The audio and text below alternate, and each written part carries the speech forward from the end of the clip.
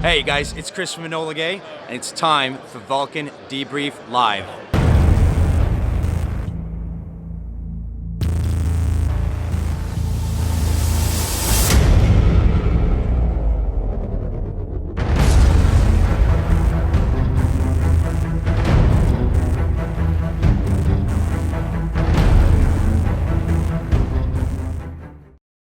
Welcome to the most interactive airsoft show on the interwebs. It's the Valken Debrief Airsoft live show.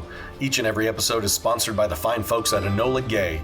Also, don't forget to sign up for the largest growing airsoft community in the world, known as the Valken Alliance. You can link up with other Alliance members throughout your region on our Facebook groups by just searching the Valken Alliance. We also offer Alliance sponsorships for qualified airsoft teams. And the Valken Debrief also shares local and national airsoft events so you don't miss out what's going on in your region. We also give away some sweet products from time to time, so the more you interact, the greater the chance you could win. And we work hard to bring you new and exciting special guests during each episode. You can also find us at many airsoft events throughout the world. And if you miss any of our live casts, you can always catch the rewind on our YouTube channel or SoundCloud. So sit back and get ready for your Valken Debrief. Warning, the following video contains strong language which may be offensive to some viewers and or inappropriate for immature airsoft players.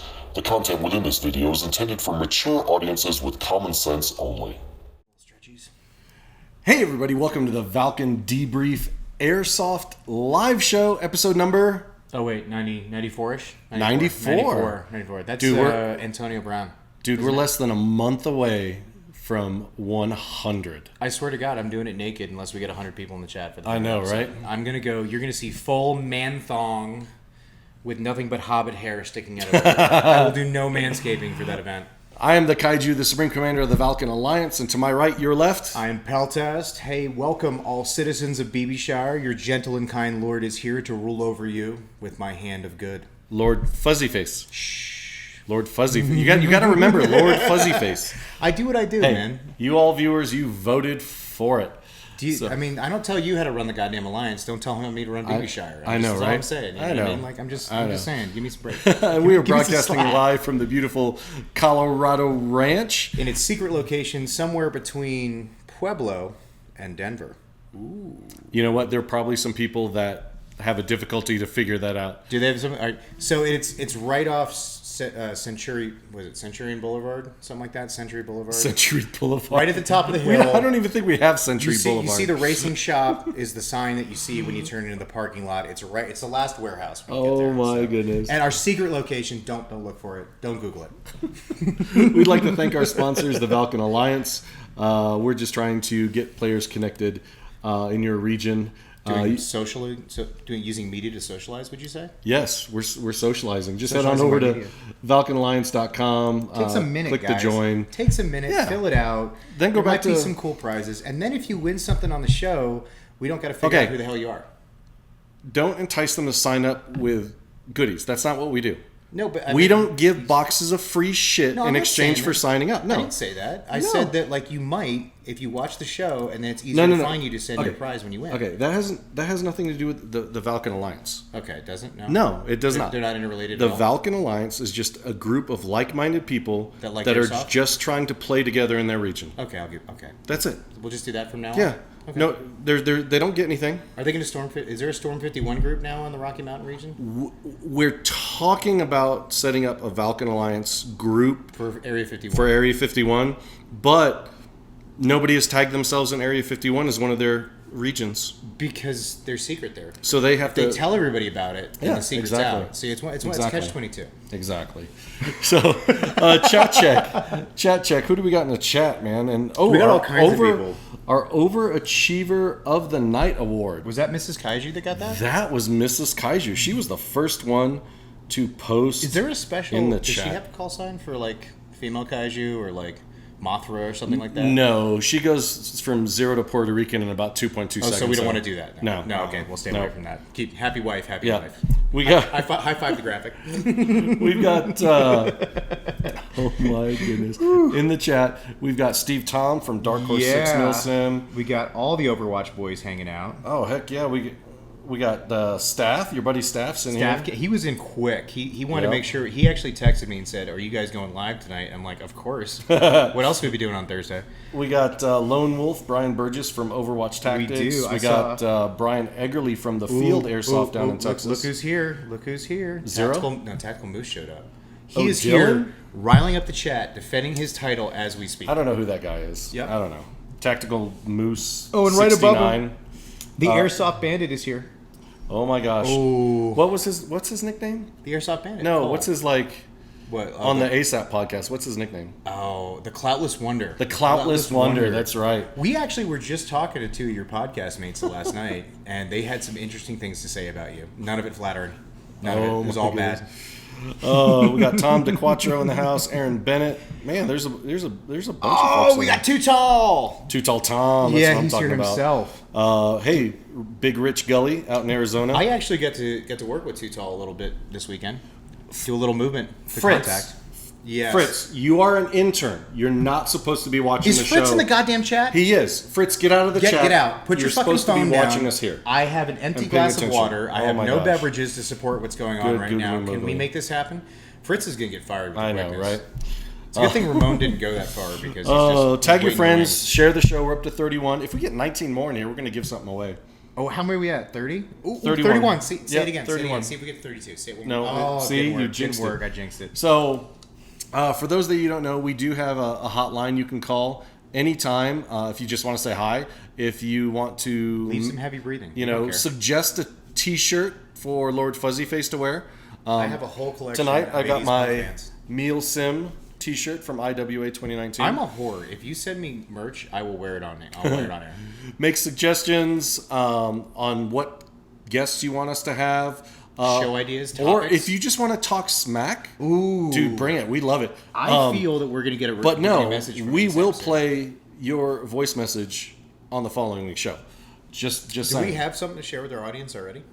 No, No? no. No? Oh, No. Unfortunate.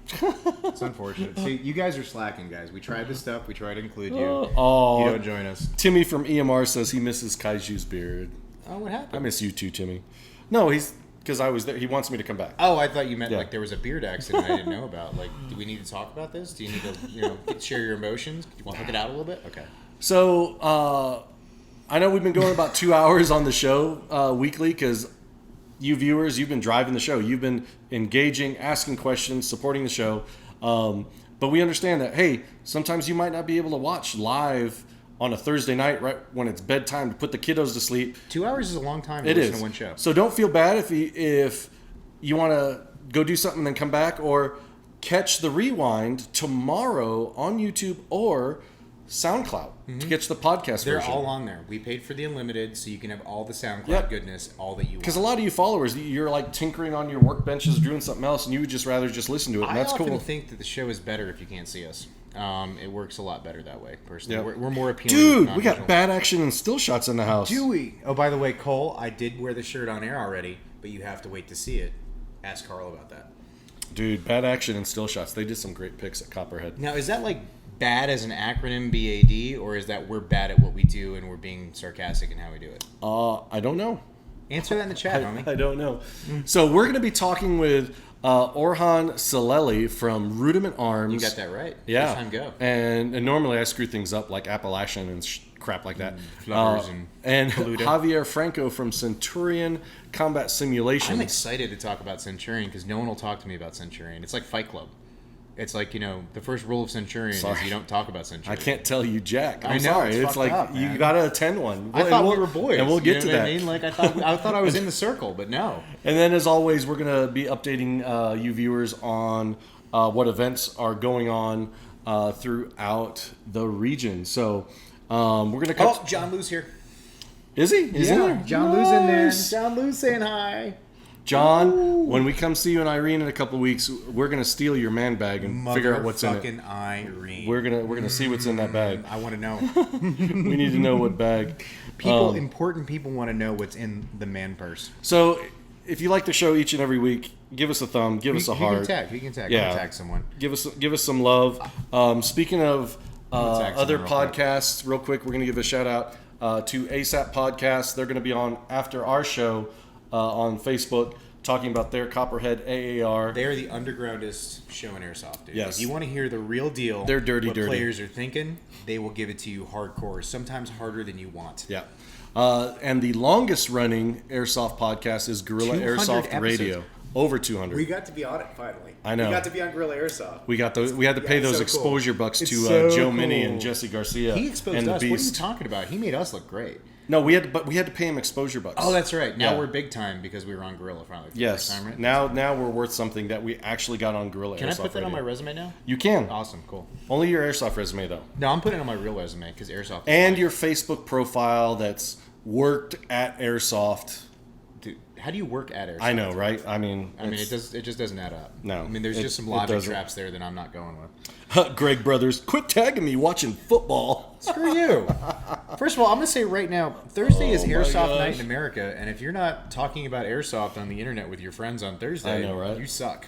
Period. You just suck. All right, we're gonna cut to a quick commercial break. Don't go anywhere. This is gonna be fast. Blink twice, and you're gonna miss it. Tag your friends, share the show, get them in here. Let's try to win something. We're up to 36. We're so close. We're I know. getting there. We're Come so on, close. do you not like free stuff? I thought all want to airsofters give you like free stuff. There's stuff that we need to get rid of. I know, want to right? give it to you. Here we go. We'll be right back. So this is Gunfire, and you are watching Valken Debrief.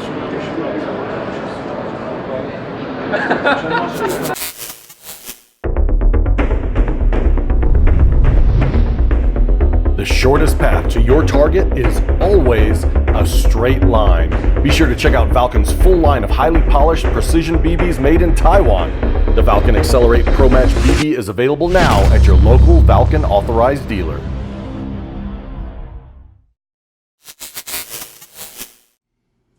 Welcome back to the Valken Debrief Airsoft live show, episode number 94. 94. I'm a little grumpy.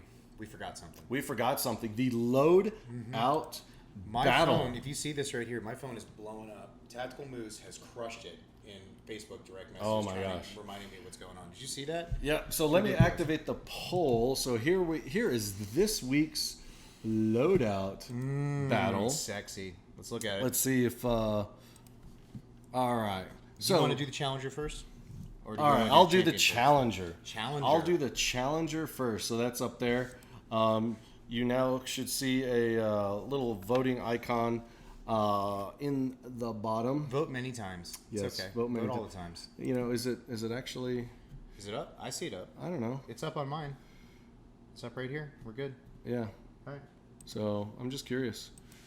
Do you have the little purple button? Yeah, I got a little purple button. It's Can up you in the vote? middle of my screen. Oh, there it is. Yeah, it's in the middle of my screen. I'm voting. Thanks for voting. I haven't voted yet. So I'm click gonna on the little hold purple my vote. button next to the chat box. So on the left is at Tim Green 33 on Instagram. In real life, he is Timothy Green, veteran and military veteran, and our Midwest Region I was about Alliance to say commander. that. He holds Alliance rank, doesn't he? He does hold Alliance rank. Yep. His loadout consists of TMC helmet, mask, and rack system. That is quite the helmet setup he has. It There's is. a lot of helmet accessories included there. Voodoo tactical vest, Condor drop leg and mag pouches, Emerson combat uniform.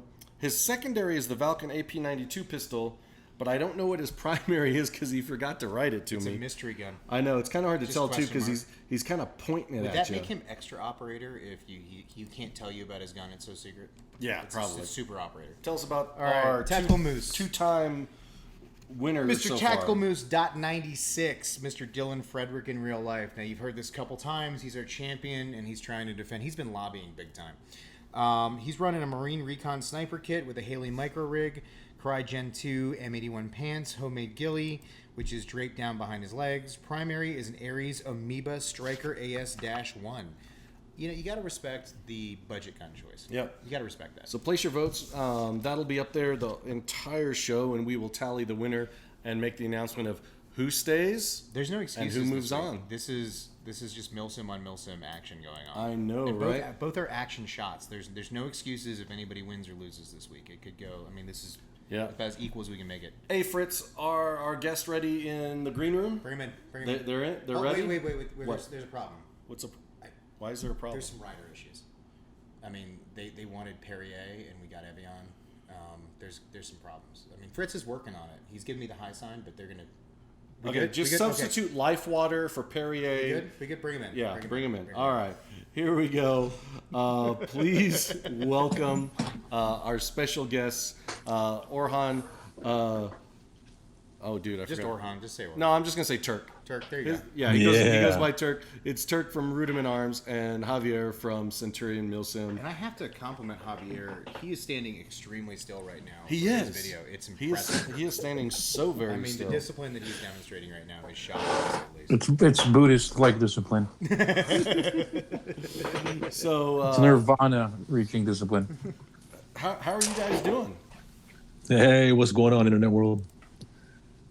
We're good. We're doing good. Good. Thanks for having us, for sure. Oh no, thank you. I'm good. I just took a poop. Is that why he's just doing a picture and not video because he's having poop time? And Probably. Yeah. Okay. Which is That's- fine. It's Do totally what you fine. do. It's okay. There's It's nothing totally wrong fine. So Great acoustics in the pooper. with that. Ooh, I like that. let's start it off. Let's get it warmed up. Hey, if you got questions for Send 'em. send them. Put them in the chat. We will 'em ask downrange. these two guys.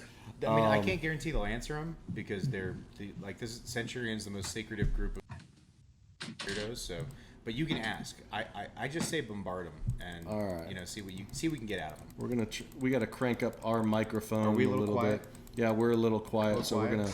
we're gonna crank it up here. Okay. So folks can hear us. They can hear us. Maybe crank up the gain a little bit on some of I had our my gain monitoring cranked devices. a while ago, and it made me feel a lot better. It did. I mean, Man. yeah. If you just get a gain cranking like once or twice a month, I mean, it just releases all of your tension. It's amazing. Oh my gosh. Okay, I think we're good now. I think we're good. So, Turk, who the hell are you and why should we care? Yeah, really. Oh, man. Well, my name's Orhan Cileli, by the way. I do go by Turk, and many of the guys in this chat know me. I've played Airsoft. I'm 34. I started playing Airsoft when I was 14. Oh wow. So I typically tell people that I'm from the old school era of Airsoft, Like crossmen in backyards. like crossmen in backyards and things that I probably don't even want to admit to, because they definitely wouldn't pass safety regulations at most fields. I remember using swimming masks, Speedo swimming masks, as iPro when I was a little boy. God, wow. let's not even talk about that stuff. Wow. So that's, But yeah, I mean, saving I'm a pretty much lifelong Airsoft player. Since I was a wee boy, since the game was introduced to me down in South Florida. Gotcha. And I now live in Michigan. My background's in industrial design, so I went to school and got my degree in design, and that's what I do, man. I started my business really like as you guys know, alongside of a Centurion. Well, we'll get to And, that. We'll get to that. We have. There's already. We got to let questions in Javier chat. talk. I mean, it's actually written in Javier's contract that he has It's a 2-to-1 thing. a He's minimum gotta talk time. So 50% more than you otherwise. yeah, lost. exactly. Hey, no worries, no worries. Yeah, exactly. So Javier, for those watching that have no clue who you are, which would be weird, give us the quick breakdown of you. Well, first of all, the green room, water sucks ass. So I need that worked on for the next time. All right. And I said a ball of nothing but blue M&Ms. Yeah, Fritz is kind of on his last strike at this point. I mean, we picked him up on just a favor and a whim at Copperhead. I mean, it seemed like a good idea, and it's just not been a good hire. Well, what do you expect from somebody named Fritz? I mean, I know, it's just bad. that's why they lost the big one.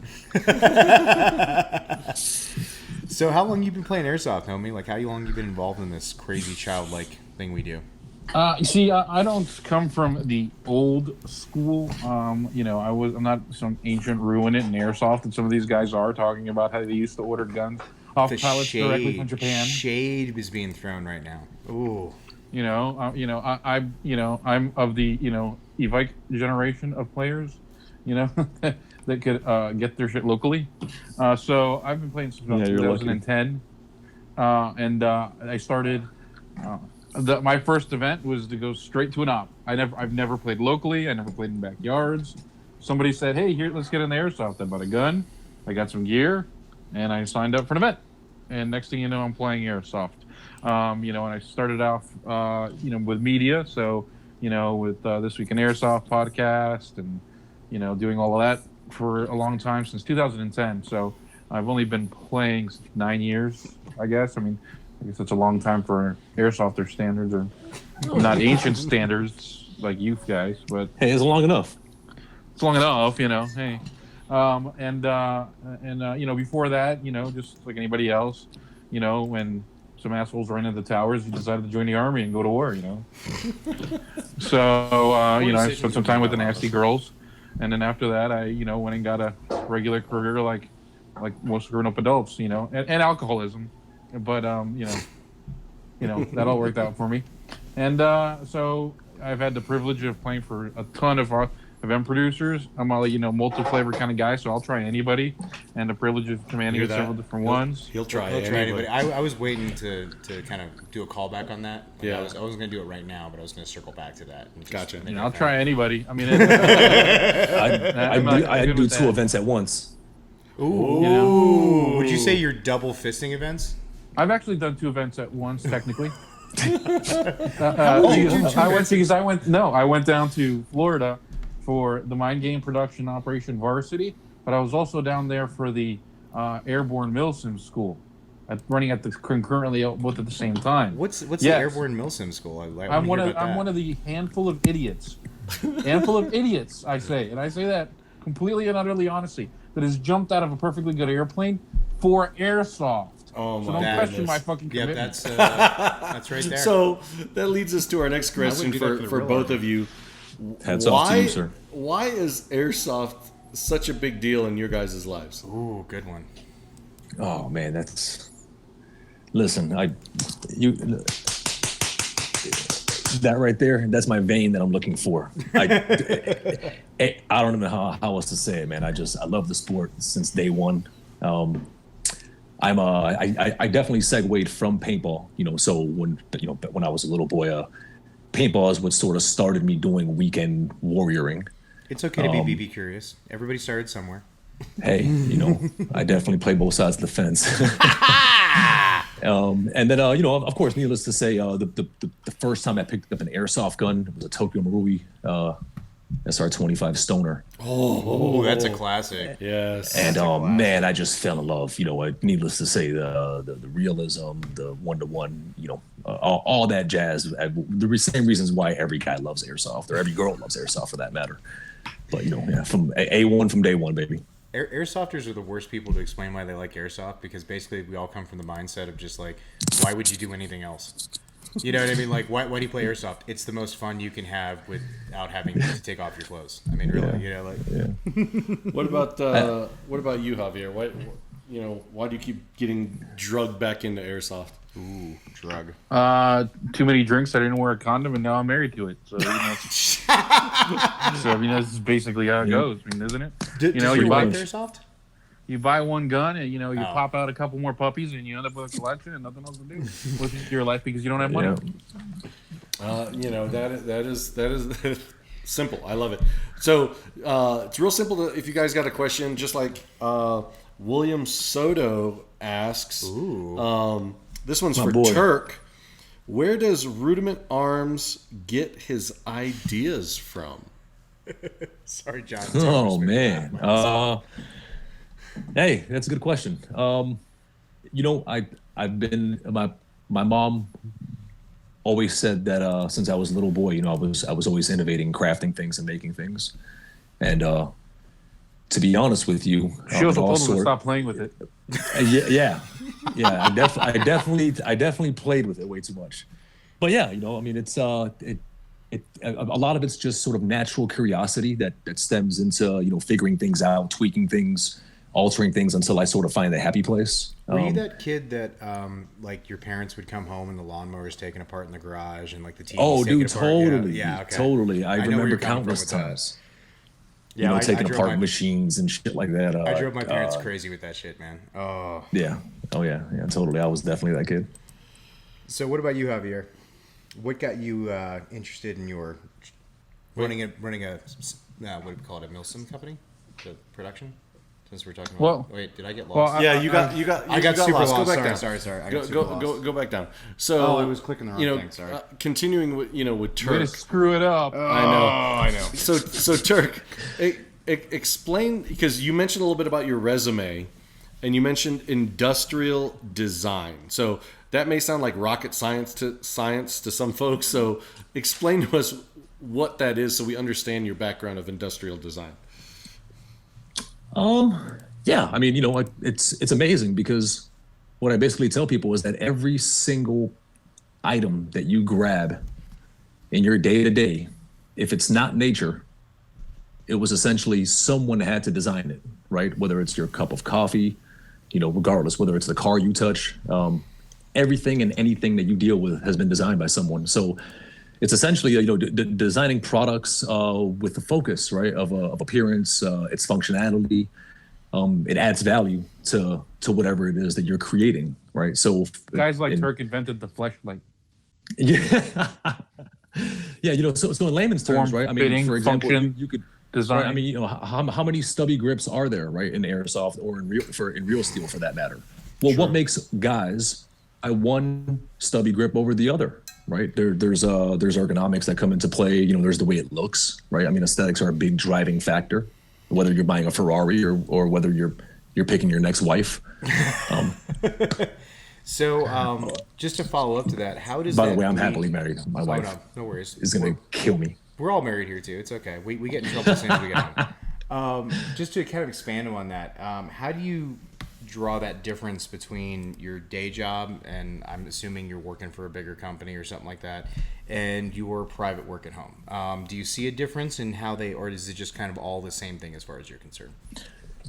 Oh man, so you know, it's a blessing, in all honesty, because for the first time in my life, it took me 34 years, but you know, I'm finally at the point where I do my dream job.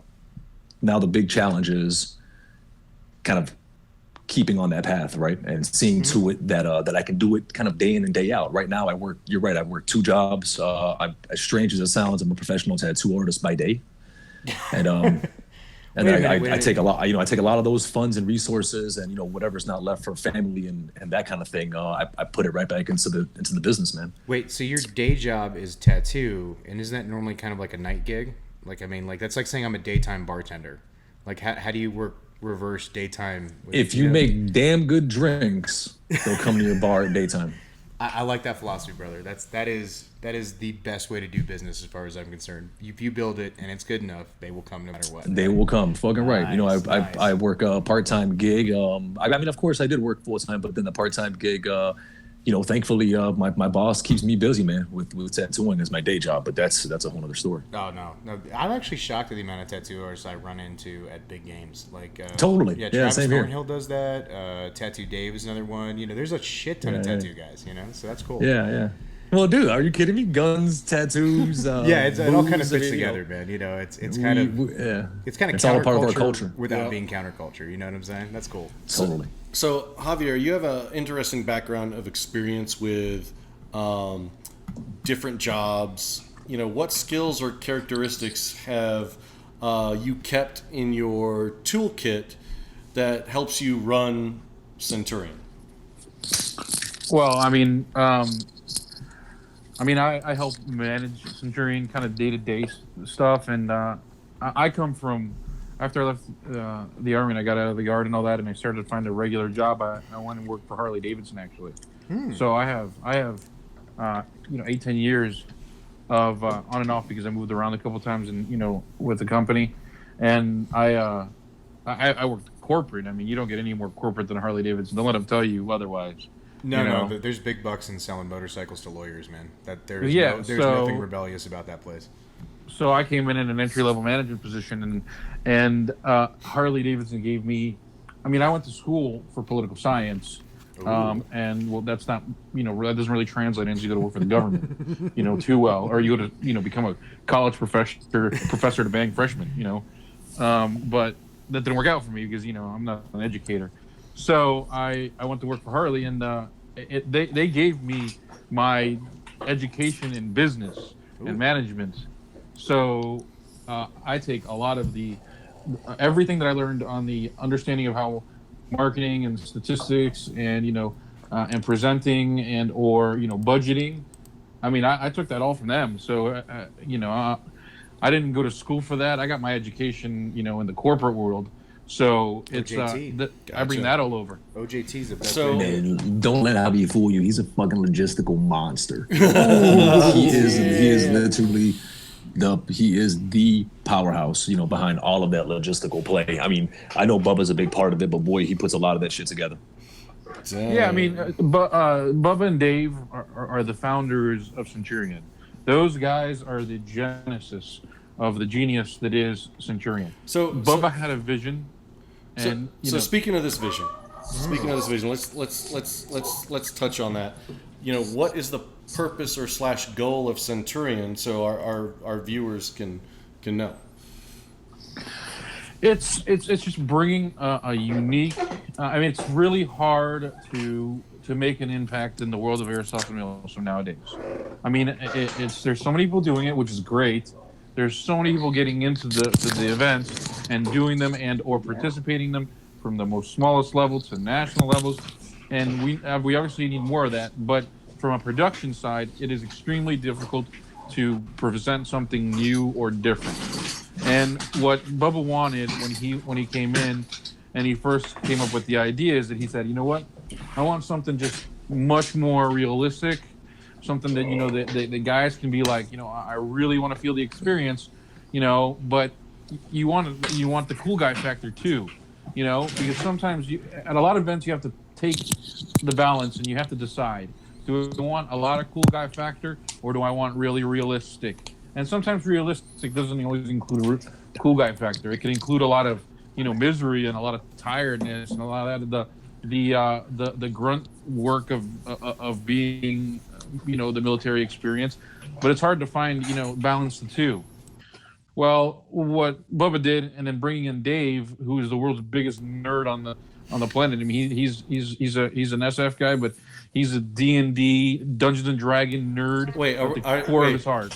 Are we allowed to talk about SF guys, really? I mean, it's just airsoft. Dude, security forces. He was security forces. He was Air Force, dude. He used to guard gates and missiles and shit. Wait, without a doubt, I want you to know that every single Green Beret that I know, every single one of those high-speed dudes are all fucking nerds. Okay, don't let them fool you.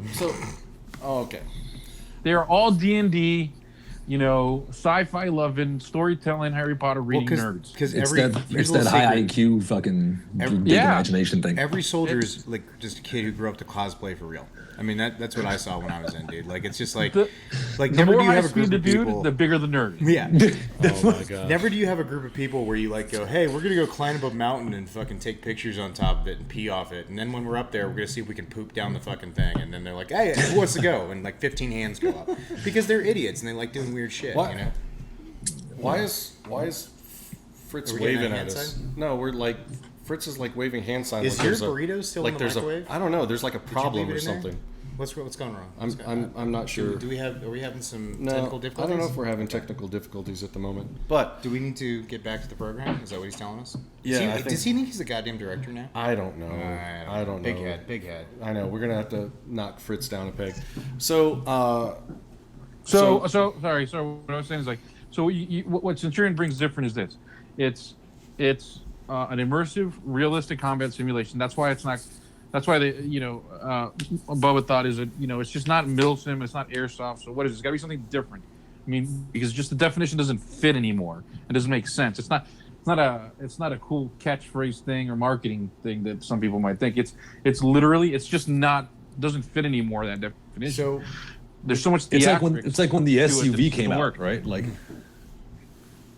I mean, Orhan, I can tell you, from a player. I mean, he's 14 years of playing. He can tell you more than I can because it's sounds sometimes like pitch man conversation. But from a guy that he was at the very first event at Southern Spear, so and I setting up a shelter, getting the instructions and running through the scenarios, and it's just a completely different experience. I mean, it's a happy combination of simulated combat and theater. So it really is theater. You're acting out and living this. Would you say this is less of a Call of Duty experience and more of like an open world Ghost Recon kind of experience for our video game friends? It's been described as what is it? Choose your own adventure. Yeah. And it is open world to a degree. Cool. It's like when you're bowling. It's like having bumpers. Okay. I mean, you're supposed to end up at a certain destination. And we're gonna try and help you get there, but there's all opportunity for you to screw that up and throw a wrench into it. It happens. So Turk, this question's for you. Rudiment Arms was created out of a need in the industry. What needs are you trying to meet? Wait. I'm sorry. If that question was directed at me, it has to be restated. Oh my gosh, she's getting come distracted. On. He's in the chat and shit. Oh no, it's just that my mate just got here and no worries. He's got a maid. His maid just He's got got here. a damn. He's got a maid. Okay, I told you I went both ways, baby. So tattoo money. So Rudiment Arms was created out of a I make the big need. bucks with a Duga, okay? Oh my gosh. So Rudiment Arms was created out of a need in the industry. What needs are you trying to meet with Rudiment Arms? Well, I mean, we're the need that we're trying to meet is essentially just making warfighter systems as awesome as they can be, right? Trying to just make parts and accessories and some soft goods like our hit stick. Just innovative approach, really improve functionality, things that make sense for players, increase game flow, increase gameplay. And then, of course, for our actual gun parts, just basically improving, warfighting efficiency. Essentially, I mean, our parts will be made for real steel as well. So the same, the same part is going to essentially cross both platforms. So, you're getting a quality part when you get a Rudiment Arms part or accessory. Well, let's focus in a little bit on that. So I was kind of perusing your site, and being not a Centurion player myself, tell me about the hit stick. Walk me through what this is. I mean, I kind of understand what it is, but basically, I mean, do you happen to have one there that you could maybe show our audience? Of course. Okay. Oh yeah. Excellent. So you brought props. let me get it off. Let me get it off this lanyard here. So typically, you'd have this thing attached to a plate carrier, right? Okay. I usually just say whichever hand, your offhand from wherever your rifle doesn't Hold shoulder it or up higher butt a up little against bit. your chest. Hold it up higher. Yeah, there you go. That's So- perfect. This, ladies and gentlemen, is the hit stick. It's pretty simple, right? It's about 10 inches long, and it's essentially what I call Airsoft's answer to dead man chatter. The inception of this was through a Centurion, one of the first games that I played with Centurion. And, basically, in its combat simulation origins and roots,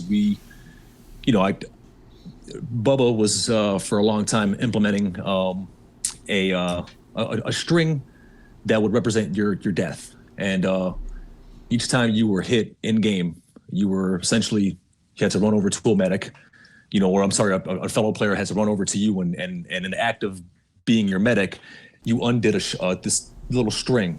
So needless to say, that was essentially why this product was created, right? The string proves to be a little bit difficult because fine motor skills with your hands are proved to be very difficult. When you're trying to do stuff under duress, Or just gloves. And gloves make that shit impossible. Man. Yeah. So basically, it's a simple, universal airsoft is 2 kill and then you bleed out. At least at 95% of the games I've ever attended. A game with different rules than that. No. You know, but you know, it's when you get hit, your fellow player or medic, whatever the rules are set up for that event, would run over to you. We always say that you start off at the bottom, and you essentially slap it down, and what that does is it just serves as a visual indicator. Okay, and what's essentially happening now is that any player that's on your side or even not on your side no longer has to question how many times you've been hit in game. Okay. Oh. We now know that you've been hit once, and then it's the same ordeal. When you get hit the second time, you then slap down the second one. Right now we've got a visual indicator that you've been hit twice. So this isn't a new medic rule, okay? Just for the record, I hear a lot of guys sort of state that this is a new medic system. It's really not. You know, I didn't want to add any rules to the sport of airsoft. It's a display system. It just displays your status. Like dude, I literally just say it's an accountability visual. Ooh, I like that. It just That's adds good too. accountability. That's a good verbiage right there. I like that a lot. Ooh, accountability. Yeah, you know. So I mean, and then of course, you know, on your third hit, you just bleed out. So you get hit a third time, this is hanging off your chest. Whether you have to look down to be reminded, or you know, if you're the kind of person who just knows, okay, this is my third hit, you walk out, you bleed out, and then you basically just reset your tabs. Right, and now you start off fresh again. So, some quick questions about that. Hold on, real second, real quick. We gotta plug the loadout battle real quick. So I forgot. I need you to loadout battle it up. I'm ready. So you do it again. Are we gonna read the whole thing or? No. Just okay. Still talking. Tell them about it real quick. All right, real quick. If you guys don't know and haven't voted yet, there should be a little purple part on your screen. Click on that. Comes right up. You got Tim Green 33 on the left, Dylan Frederick on the right, old Tactical Moose himself. Will, are you watching? I'm pretty sure Dylan's watching. Yeah. Dylan's in here. And I don't know. Did Timothy make it in? Oh, I think he's packing up. He's got college. But please vote. They took the time to take a picture, throw their stuff in. Vote for your favorite. Dylan's our current champion. Let's see if we can keep it going. And if you would like to participate in the loadout battle, please just DM a picture of your gear, wearing it, on the ground, whatever, and please write out a description in text. Don't, GIF it onto the screen, please. And that way we can just throw you in the mix, and we got a ton of submissions sitting right now, so if you would like to get in on this, now is the time. So please vote, and vote often, and vote smartly, I guess. I don't know. Maybe? Smartly vote. Vote with intelligence. Don't be like most American voters. Hold on, we're having a little bit of technical difficulty. So, are we okay? Yeah, keep going? Just keep asking questions, and we'll deal with Just it. to go in a little a bit into what Orhan and this product with the hit please stick. Elaborate. Something that I don't think a lot of guys. I don't think sometimes Turkey even thinks about and notices. I grabbed this thing once. I have two of them, and I'm like, I just sat it in front of me, and I was like, this thing is much more versatile than people realize. I mean, there's just so much more potential in this piece of equipment than everybody realized, especially in the way he designed it, with the hook up top, the loop on the bottom. So a big problem in airsoft in general or at Milsim events or whatever, people lose bandages, people lose tourniquets, this stuff just goes everywhere. And next thing you know, you're replacing it. You can't keep track of it. And what do you do when you're not wearing a plate carrier? What do you do when you're not wearing a ton of gear, that, pouches and all that to carry the stuff around? And, you're going to go with your pockets, everything stretched out. And next thing you know, once again, you reach down, you pull out, and you lose whatever you need while grabbing something else. And this is secure. It's not going anywhere. Is it secured at the top and the bottom, or just the top? Just at the top. And it's got a loop in it. But Turk's got it on directly on his gear. What I like to do is what is this? Hold on. What is going on here? Call? Hold on, something's going on. Hold on. What happened? I don't know. Is this the office calling in? I'm not sure. I'm trying to answer. Is this the home office calling in to shut us down? I don't know. We crossed the line. It's ringing. I'm trying to answer it. I know, Skynet. Tell you what, that ringing is a little alarming. Let's see. Unknown caller. Who could it be? What the frack? Why isn't it not let me? Hold on. Are we not? Do we not have enough room in the Hangouts? Hold on. What is going on? I'm trying to answer the call, but it won't. Is it not working? Yeah, it's not letting me. Is there a secret Skynet. special? I know, right? Hold on, Javier and Turk. I'm just going to hang up this chat real quick and see if I can answer that phone call. We'll be right back with you guys. Don't worry. Don't go anywhere. We'll be right back. Dang. Is it not working? Yeah. Oh. We need to see if that caller will come back, because that was from a foreign country. No. So yeah. So I want to. Is that going to get us on a watch list of some kind? I hope not. I hope that caller calls back. Hint, hint. Wink, wink. Wink, wink. Oh my goodness. Oh my gosh. Should we cut to a commercial real quick since we're having technical difficulties? Just hold on one quick second. Okay. Oh my gosh, the chat's blowing up here. Oh, it's cruising through. I know. We got 38 viewers. We need to share the show. Someone uploaded a virus. Oh no. It was Will. I know, right? I don't really think he's that technically savvy, but it's always the quiet ones. I know. That surprise you. I know it is, right? And here come John McCaleb's throwing some salt in the chat. Wow, I missed a bunch. I know. This chat has gotten salty, and I fucking love it. Love it. It's nice. Who we got? Who have I missed to say hi to? John McCaleb came to say hi. Eric Odinson, the punk himself, is in our audience. I think we have all of the ASAP podcasters watching right now.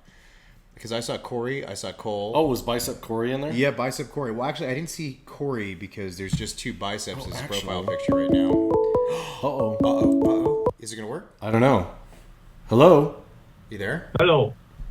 Who is it? Hello, can you hear me? Whoa! Oh, whoa. Who is that? Who is this? I swear to God, I'm going to kill.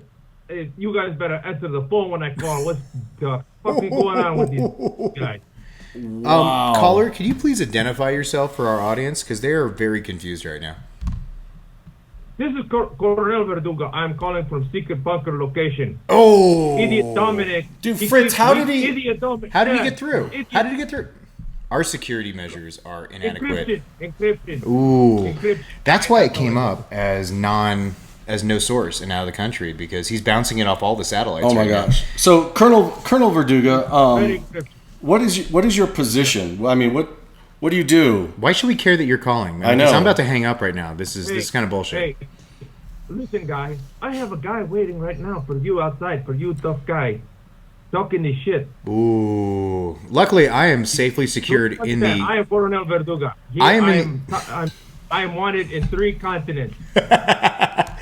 I just like to let you know I am safely secured right now in the Colorado Airsoft Ranch. I am almost nigh untouchable, some would say, with armies of security guards protecting this very secret location. You talk to my Escuadron Rojo. I think they told me something different. Oh. So an army will not stop my Escuadron Rojo. So I'm Coronel Ramon Verduga. I'm the colonel for Paris, and right now I am the commander for the Víboras and Las Panteras. Las Panteras? I've heard bad things about that. What is the I got recalled. I got recalled from FEB. What does FEB mean? De Estados Bolivarianos. Federación de Estados Bolivarianos. What does FEB stand for those who may not know? Are you Americans that stupid? You don't know the geography? This is an interview, sir. I'm just trying to. Okay, it's a country popular, where? Like where? I've never seen it on a map. It was in South America. It is made of 9 states. 9 states. That's federated. 9. Yes. Wait, is this the 9 states of Bolivia? No, Bolivia is one of the states. Okay. Oh, okay. But yeah, Bolivia, Colombia, Venezuela, is this Suriname, the guy who's been causing all that trouble Guyana, in Oklahoma? No, Peru. I think this is the guy Panama. From all those 9 countries make up the FEB. I think this is the guy that's from Copan. Copan? Is this more places I don't know? Well, yeah, that's where I'm originally from. I'm originally from Copan. That is correct. Yes. Is there any announcements that you want to give to our audience right here? Like any pronouncements for I think I read like on fake news that this guy won some like fake award or something recently. So he won a fake award from the fake news? Fake award? Is that double fake? I mean, did you just win something recently? I mean, I did not listen, propaganda guy. I'm trying to make it a business here. I don't come over to your show to get the insulting. Well, what's your business, sir? How can we help you? What can we do for you? Look, I was told by your producer that this was good propaganda show to do the propaganda for revolution and the communism. Is Juan turned on us? Why? Juan is turned So on. propaganda and wait a minute. Are you the guy that's been recruiting women to be spies? Secret spy females? I don't know what you're talking about. Like a Black Widow almost? But it's like south of the border, so it's like a El Black Widow? El Widow Negro? Are you making fun of his accent? I am not. I was trying to speak Spanish. Such a person. So, because I've been reading about this guy that's been talking smack about a Verduga. Bubba? Like Bubba Moore? Like, what is... Oh, that guy? Yeah. I've heard some... How right now. How are you related to that guy? Do you know that guy? Of course I know that guy. I captured him. I give him the first aid. Whoa. You're claiming that you took... You got to work hard on current events. That you took... Did he just say he gave him mouth to mouth? Right now. He said he captured a ranger. I think he's lying right now, because there's no way he captured that old warhorse. Rangers don't get captured. They take their cyanide pills, don't they? That's the rule, right? Guy. No? I don't know. I was never a Ranger bat. I'm giving you facts. Look for the internet. There is internet video of him getting shot. He's getting shot in the nalga, and we do the first aid on him, and we heal him according to Geneva Convention. So you did the first aid on down there? I personally did the first aid. Was that mouth to flute aid? Is what you're saying? No, I don't know what you're talking about. I come from propaganda and the insults. I don't understand this guy. So I'm trying to understand, Colonel. So you want the news? You want the real? Okay, news? go ahead. Give us the real news then. Give it to us. So he got the first aid, and then he was turned over to the authorities. That's all I want to say about that. So, but he's being treated according to the Geneva Convention. Oh my God. There's nothing going up his poop hole. Okay, so the fact that he has to mention that really makes me worried.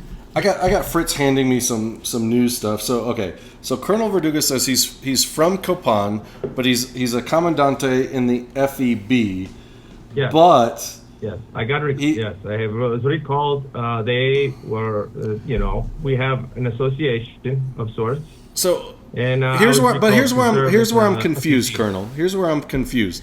It's all these reports are saying about how the U.S. is invading your area, U.S. invasion, but your oil must need to be liberated. I'm reading an article that's talking about U.S. forces equipping Copan with F-16s. Yeah, how does that work? Our partners in peace. Why wouldn't we do that? Yeah, wait. We're helping them out. You're getting. Yeah, you're helping. That sounds like a conflict of interest for you. I mean, I think you need to catch up with current events. Copan is a budding democracy that your imperialist big dog government is supporting. Oh, it's one of those democracies for the people, right? Yeah. Like with quotation marks? They live right next door. They live right next door to the FEB. And the FEB doesn't want any more U.S. imperialism. So they're working with Fedis, my men, imperialism. to kick them out. First of all, did he just call us imperialists? I just want to say that I think that Copan does not have enough freedom right now. And we should bring some freedom to them, American style. We should bring them American style freedom. Yeah, with like an Abrams and a couple B-52s. Just liberate. I know a company, Luga Industries. Luga, they make rockets. Ooh, yeah, they make rockets. Can we maybe purchase a few? And they just sold. Yeah, we're gonna deal with that. I promise you this one right now. Oh my goodness! I got a little bone to pick with this. One of the reasons I call too is I see these Centurion guys. They're talking all the time. I do the Facebook for the propaganda. A book face. I'm sorry, a book face. Book face. I do the book face for the propaganda, and these guys always give me the spam. Always spam. Oh, go join this. Go join that. See, that's how we're gonna liberate them. We're going to give them spam, but no spam blockers. But we'll hold the spam blockers back, and then there'll be just avalanche of it coming down. They keep talking about Airsoft and Milsim. What is Airsoft? What is Milsim? I do not know. There's no thing they talk about combat stimulation. Did he just say stimulation? I've had a combat simulation once. I mean, she was really aggressive, and I had to fight her off a little bit. But afterwards, I felt great. So you were stimulated in combat? I was stimulated with combat, not in combat. It's different. So, What is the current state of affairs of the FEB right now? Is it peaceful and prosperous? Right now, you come on, guys. You guys don't read the news. There's no news from the FEB. The U.S. the United States screw up, man. You don't have any oil. We don't hear about it. Do you understand this? The state of FEB, the state of Venezuela has the largest oil reserves in the world. You understand this? The FEB has this now. Oh, that is, you're expanding down there. So I think you need to have some freedom brought to you, sir. Do the search on the Google. Do the search on the Google. You see if I'm lying. Wait, I thought Fizzy Googly was like a soda drink. Yeah, that's what Zohan drinks, right? God. Are you related to the Zohan? Do you know him? Do you guys take the medication for ADD? Oh, stay on track, man. What ADD? Kind of you guys, I don't add. I only subtract. I don't add. I'm a subtracting kind of guy. Let me give you a suggestion. Lay off the cocaine before you do the show. Dude, the booger sugar is where it's at. How do you think I'm this animated for 2 hours every Thursday? We're in a green state. I mean, you're lucky I'm not doing a line right here off the Valken emblem. I mean, seriously. Like, I mean, this is what fuels the show. Don't accuse us. Wait. What? Wasn't like, I think I read something like 30 kilos were seized with a K from Ferris. Kilos? Like, they were supposed to go to Colonel Verduga, but somebody got there before him or something? I heard there was a codename guy who did that. I cannot confirm or deny what you're talking about, guy. I think that's some affirmation of cocaine smuggling right there. I think that we should check in. I cannot confirm or deny. With some more reliable sources on we this. Should. Because this is not a reliable source right now. We should. Are we? Well, here's the thing. The U.S. mess up in here. Let me rewind. The U.S. sent U.S. Congressman Joe Jackson down to Copan to do the VIP visit. This was back in February. He was assassinated. I have come out in public that was not our bomb. We did not kill that guy. Then who did it? That was. If it wasn't you, who was? It was the CIA that did it. Why would the CIA kill their own dude? He's our guy. That doesn't make sense. This doesn't make sense. This is military-industrial complex. All right. I'm gonna have to call Bolshevik. We have to end this. This is. We need to get back to Centurion, which is real. This news. is. I mean, cut this guy off right here. Okay. This is done for the Fritz, we gotta cut this guy off. And he's gone. There we go. What the heck was all that about? Oh, I know. And we got some new people in the crowd. Hey, Michael, how's it going, man? Oh, my! That was a little frightening. Can we bring back some sanity and normality to the situation? Dude, wait, hold on. Did Fritz? I think Fritz got us back. Turk, are you there? Are you guys there? Can you hear us? Holy smokes! What the fuck was that, guys? What was that all about? Sorry, no worries. I don't know.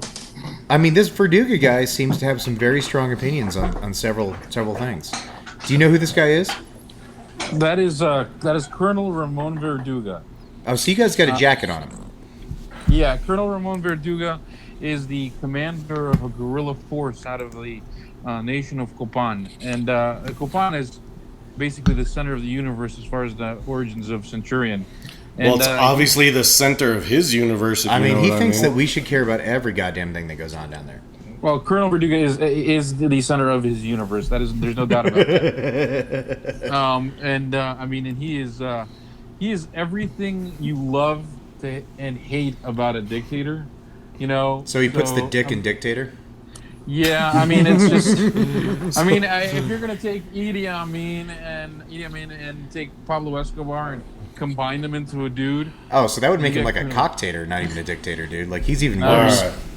Well, let's bring it back in. Okay, we're gonna actually do some interviews now. Before we were interrupted by Colonel Verduga, we were talking to Turk.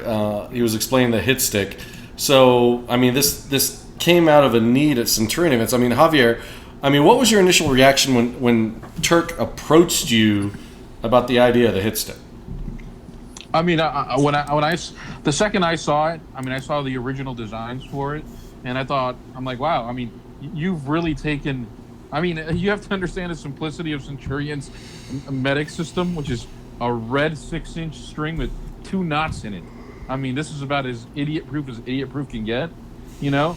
And we borrowed it from Emsato. I mean, it's not an original idea, so that's true. Credit goes to where credit's due. Well, intellectual theft is the purest form of flattery, right? Orhan took this. Hey, it works. Orhan took this thing and he like injected it with steroids and like reinvented it, and it's just. I thought it was great. I mean, I think it's a great piece of equipment. A lot of guys love it. I really like it because it doesn't require gear. It doesn't require extra. You don't have to carry it around with you. You clip it to your pants and you got it there. Or what I like to do, which I think is really cool, is it can become an extension of the sling. If you have a weapon and it's a slung weapon, you just take in the 6 inches of the hit stick on the in, and then you connect that to the weapon end into the sling, and next thing you know, you're marking your kills, your hits with going around on your weapon. You don't lose that.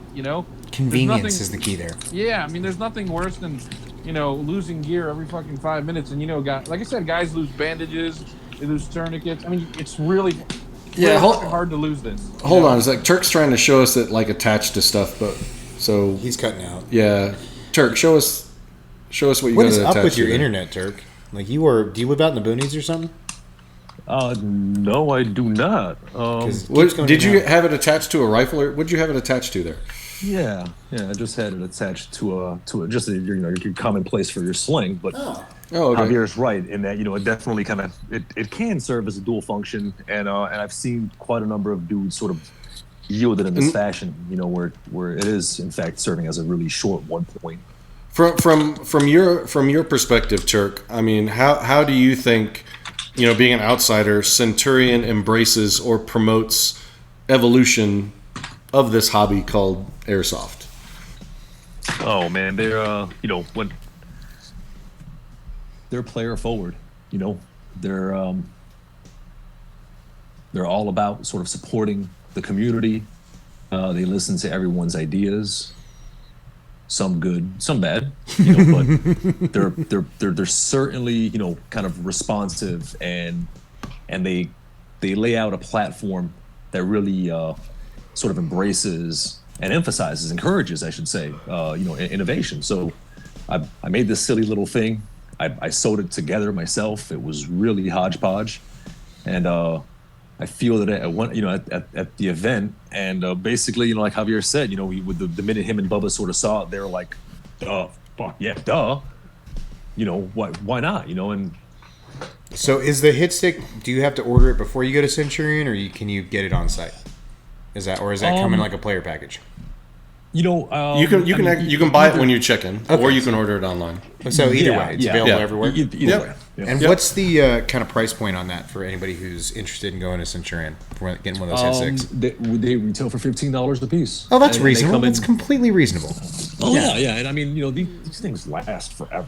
I mean, I still have mine, and I've gone to quite a number of events. I actually use it at other events. Which I'm you actually use your own stuff. That's kind of shocking. I know, right? Well, I mean, we say that in jest because we see people that say they're brand loyal, but they're just using a whole bunch of other different stuff. So, I mean, it's cool. I mean, like you're your own company poster child, which is good. Yeah, I like to say that I'm cheap loyal. What other products or plans do you have for Rudiment Arms? I mean, I think I saw like an XFOG pouch. So you actually have instead of having that big black plastic box sitting back there, it actually is in a nylon pouch that mounts to your helmet. That looks pretty cool. I mean, do you have anything else, from Rudiment? Oh, there it is. There's the XFOG patch right there. Yeah. We've got the XFOG pouch. That's a cool little nifty, design. And plus, if you run nods, that's a great counterweight pouch as well, right?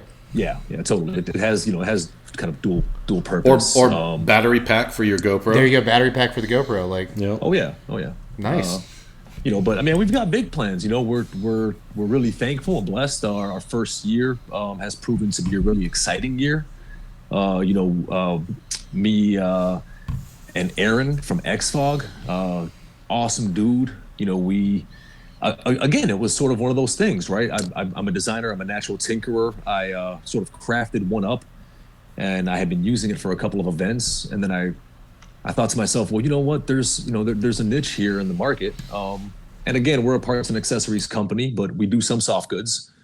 And that was the kind of the birthplace of that. I reached out to Aaron and I said, hey, bud, we've got an exciting product that we could essentially develop as a partnership. And so I'm really proud to say that we are in fact partnered with XFOG. They make a great product that they stand behind. Speaking of standing behind things, let me cut you off real quick because I noticed something really important on the front page of your website, which is the statement proudly designed and developed in the USA. And so why is that important to you? I mean, is it start to finish an American product, or are you doing all your work up here and then I'm not trying to knock anybody for manufacturing overseas because it's cheaper, but what is your total philosophy from that statement? Well, listen, it's especially as a startup, it has proven to be one of the most difficult ventures. And I'd be lying to you if I said that we're purely solely American. We are hardcore. As much as possible for a company your size. I mean, to the utmost, brother.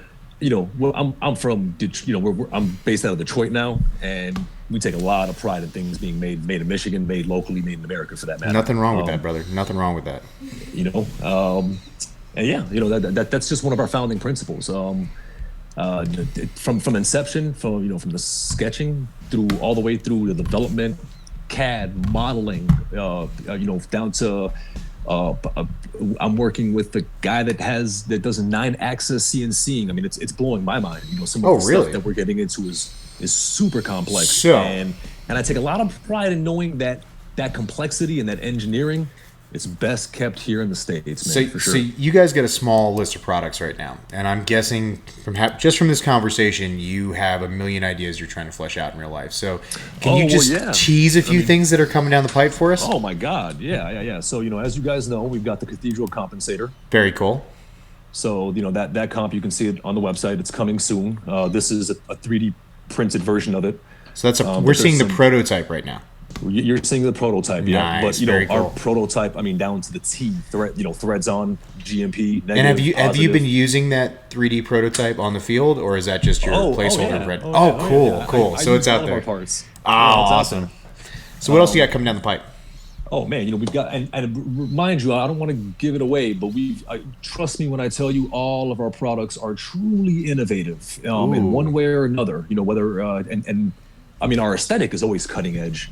We really have a certain aesthetic that we sort of ride on. I really want to say it's progressive. It's very modern. It's angular. A lot of triangulation. That's what we find sort of sexy in form vocabulary or gun language. I always use the term like space guns for that stuff because like my time, like ARs in my time were just the quad rail. Yeah. Very geometric. And so now I live in this world of airsoft where everybody has a stormtrooper gat. You know what I mean? They got like stuff coming off everywhere and accessories and lights and lasers and cameras and am I missing any options here? No, Big drum mags. You're like old school, walk it in from the dust. I'm like lob the rounds in, walk it in. I don't need anything else. I mean, maybe an optics so I don't have to carry binos. That's about it. Hey, I live in that constant duality all the time, man. I've got a ridiculous gun collection, and it's half modern space age guns, with 3D printed parts and SRU type stuff, and then I've got my classic Vietnam, M16A2. It's good to know your roots. It's good to know your roots. It's hard. It's definitely hard choosing your next gun to buy in airsoft. Yeah. You know who had a badass gun that I got to throw a lot of respect from this weekend was Adam Starr was running around with 2 Car 15s. That's what he. Yeah, they're Systemas. Yeah, I thought those were. He's cool just traditional. Yeah, Vietnam. They're just cool. He's got like little patrol mags, the 20 rounders. Oh yeah, the old carry handle and everything. It made me so nostalgic. Did you say 2? Yeah, he brought 2 because in case one breaks. Yeah. If you haven't played with Adam yet, you just don't understand. He wasn't double handing a no. I thought like taking it off the shoulder and he was prepared for the day. Let's put it that way. So let's swing back around. There's an event coming up for Centurion. Are we even allowed to talk about it? Yeah. No, we're allowed to talk about it. So, but there are people that have not attended a Centurion event, and I'd like to ask Javier. Without giving up the farm, Javier, what advice would you give a first-time attendee of a Centurion event? Well, a first-time attendee, it's not hard. I mean, it really is just it's not this overcomplicated idea. I mean, we've done a pretty good job of mapping things out for you. I mean, especially here recently, we made it even easier. First of all, you gotta just have an open mind. A lot of guys are scared of the idea of coming out because they're like, I'm not into this heavy role playing, and I don't want to be this character, and I don't want to like, dude. It's not that that stage is set and created, and you're just gonna find yourself naturally drifting into it. But nobody's saying that you have to come out, create a fake accent, and live it all weekend. I mean, that doesn't have to be that way. There's step out of the tactical closet for a second. Yeah. So have an open mind first of all. In other words, just embrace the idea, and the more you let yourself go with it, the more you'll realize, okay, I'm getting it. This fits. It's the guys that resist it that are like, oh, this is. Those are the guys that are confused and have trouble with it. The other thing is to do your homework. Centurion is and in my opinion, honestly, is the only event to where backstory, to understanding the characters, to understanding, the geopolitical situation within the story has an actual real significance to the operational phase of what you do, So many times you're fed the storyline, but it's like 5 minutes into the game, who cares? So this is like a full Atropia type situation. Like, this is like you go to NTC, they feed you like, we have two separate factions fighting. Here's our motivation, and that actually plays into the game. And that, like, you got to understand that your opponents are trying to do a certain thing. It goes beyond just a single event. This is a continuing storyline. It continues. So, and because Javier was talking about earlier, it's like a choose your own, adventure. I made 400 on my first mission with Verduga. When he truly felt like I was real Ferris material, when I had sort of made it through the ranks and done all the hard work, he paid off every single one of his soldados. He's a man of his word. Verduga is a man of his word. This is why I fight for Ferris, my friend. So can I ask real quick? Hold on. You come join us and you make it the big monies. So Javier, it's like, going to the Centurion Facebook page, there's a lot of story in there, but there's also admin posting as well. If I'm going to try to find out the backstory and the history, is Facebook the place for me to go, or? So originally everything was just driving through Facebook, and here's the problem with Facebook that everybody knows is that it's constantly pushing everything down. And even if you're just watching our page, we're putting the information being put up of administrative nature and the story nature. It gets confusing. So now what's happened is the website, which is joincenturion.com, is the website has now been has caught up to the need. So when you go to the website now, if you've never been to the event before, everything is there. Everything from news, as far as we have Centurion news, which is the news of what's going on with the company. Like, hey, we're going to be on the Valken Debrief this week, and that's there. And then there's the tax office there for anybody that wants to try and understand the rules, packing. What do you need uniform-wise? What do you need equipment-wise? What are the rules? It's all there in the tax office.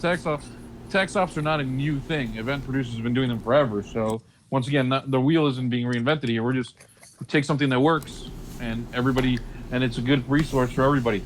But then, instead of the Facebook where you're trying to constantly scroll through things, at the website there's a tab. It says Copan and FEB. Underneath that tab, there's 3 other categories. There's the history of Copan and the FEB. So it's like a Wikipedia page of the history of both countries and the conflict. So you'll actually, it's detailed to the point where this is the population size. This is the GDP of each country. This is wow. Okay, so how important is a studied up play? Like, how much of an advantage if I do all my homework, all my reading, understand the factions, everything that's going on? How big is that an advantage over the player that just walks on cold?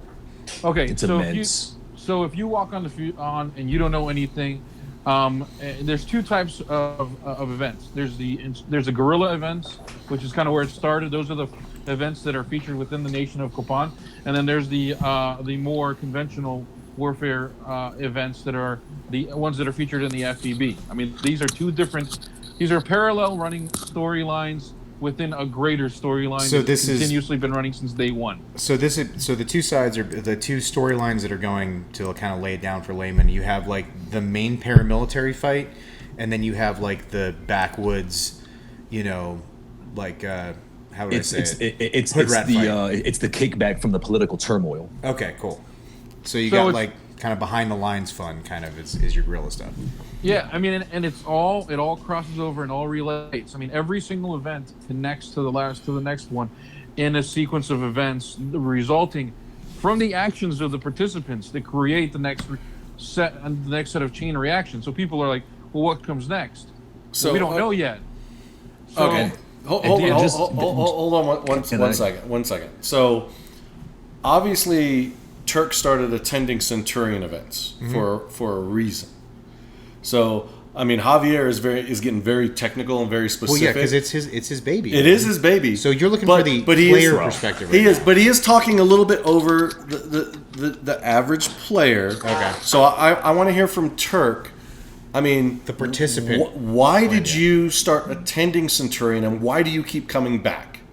What is the appeal? Because it's a schlep for you. That's a long way. Oh man, yeah, I've done some long drives just for Centurion. Well, the why that I come, why that I come to the first event is very different and more of an exploratory thing, as opposed to why I keep coming back to their events. Right. The first one, like all the events that I do, right, I give every company a try. I can proudly say that I've done them all. And if I haven't done your event, I will do it. But with that said, though, I keep coming back to Centurion because it is just one of the most unique experiences that I've ever encountered in Airsoft. It just has that, it's like when you just taste like the perfect dessert, right? It just has that perfect balance of fluffiness and, chocolate ratio. So you're saying Centurion is the fluffiest Airsoft promoter out there? Is that what you're saying? God, it's smooth on your tongue? It's like the most multi-layered, delicious cake made by none other than Maria herself. So if you like cake on your tongue, go to Centurion. So, I get a lot of folks asking me, hey, what's the best out there? What's the best? And I have to rewind. Like, look, there is no one company.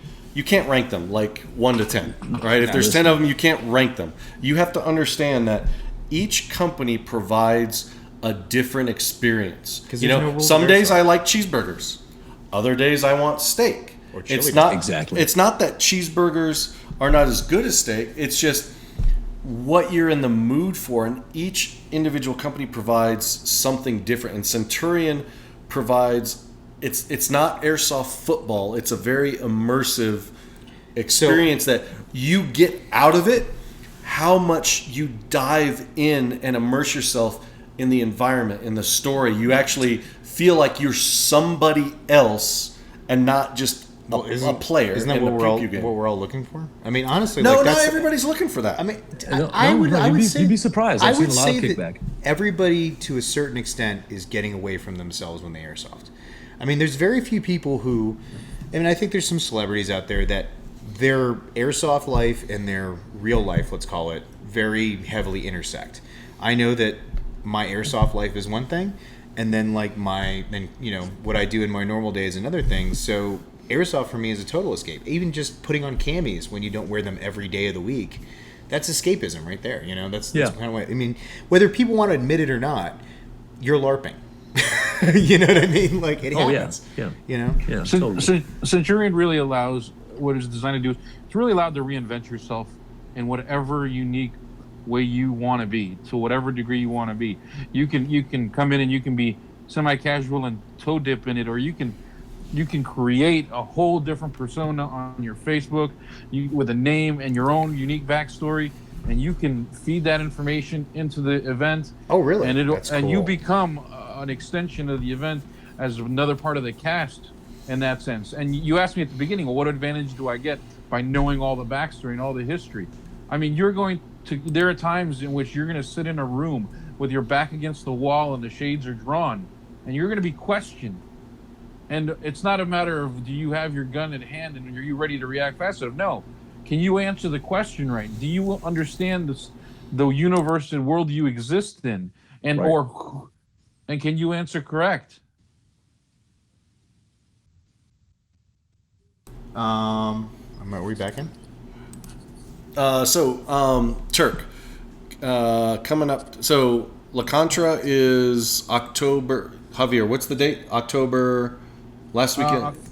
So last weekend, I believe it's October 25th through the 27th. Okay, so it's weekend before Halloween. Friday. So it's weekend before Halloween. Yes. And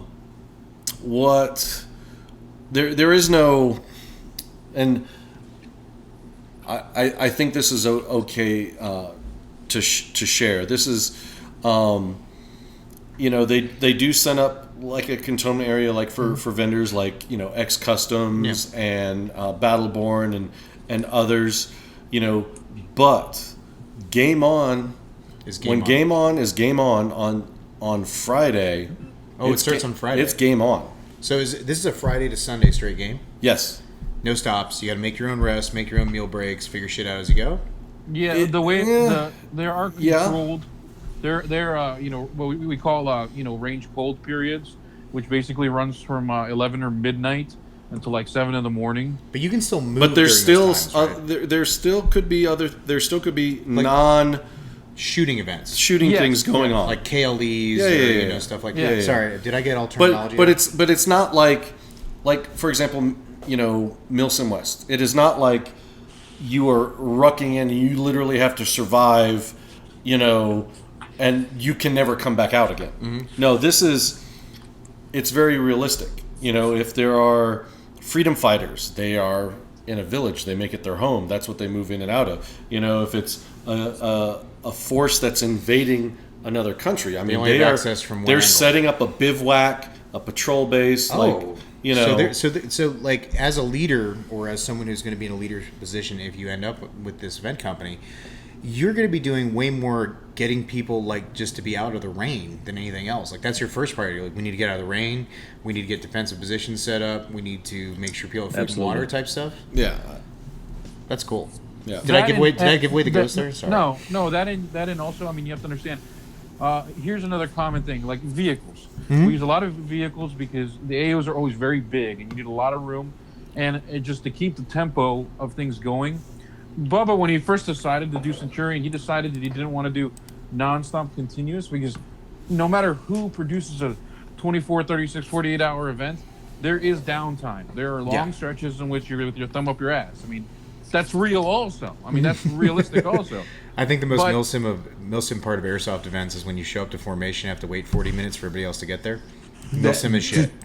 So Bubba decided... I've heard that on a number of occasions. So Bubba said, hey, we're not going to go straight forward through the middle of the night. He's like, we're just going to create these closed areas, and then the tempo is much faster when you are active. And then so you got to move around, hence you need more vehicles. But then in a situation like in the current fight in Oklahoma, when the guys go back to La Contra, the U.S. has invaded this country, all right? So when you think of a country that's invading in its early forces and its initial invading units, they're not going to have vehicle support. They're not going to have, gun trucks and all that.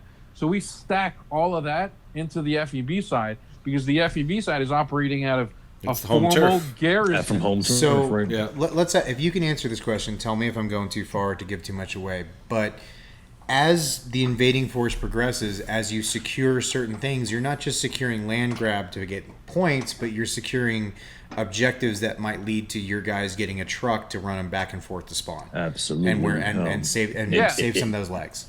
No, that's completely accurate. As a matter of fact, at the last event in Pathfinder, one of the the missions and one of the objectives of the Ranger unit, of the ODA that went in advance of the Ranger Battalion.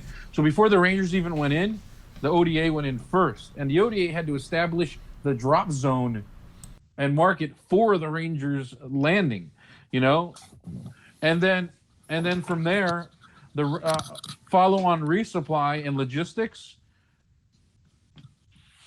has to be supported by the Rangers also before they can get more. Okay. You know? Wait, back up. So, are we live? Yeah. Oh, So, and you know, let's kind of wrap this up. The Centurion of why it's different. And what I really liked about Pathfinder, and it's more than just a choose your own adventure. It's literally and Turk can chime in here. All event hosts have a plan. Yeah. They all have a plan of how missions, scenario, everything lines out. But what Centurion is very, very good at is if the players go a different direction than the plan, they react to it. Their staff is very good about huddling up and rolling with the punches. Rolling with the punches and rewriting it as they go. Wow, that's so hard. Even staff, they have an idea of where the event's going to go, but they don't truly know what the state of affairs is going to be at the end of the game on Sunday, because they really respect how the players move the game. So basically, when I go to a normal... Would you agree, Turk? Yes, very much so. I laugh because I remember at the not at Pathfinder, but the event before that. I walked by Javier's truck in the early mornings, and he just looked like absolute shit. He just looked so tired in the front cab of his truck, and he had all this paperwork. I mean, it looked like a fucking yellow pages sitting on his lap. And I walked by him and I was like, "Hey, bro, good morning. What's the deal?" And because I just his face, and he was like, we're readapting plans and we're writing up some new new missions this morning because things changed over the course of last night.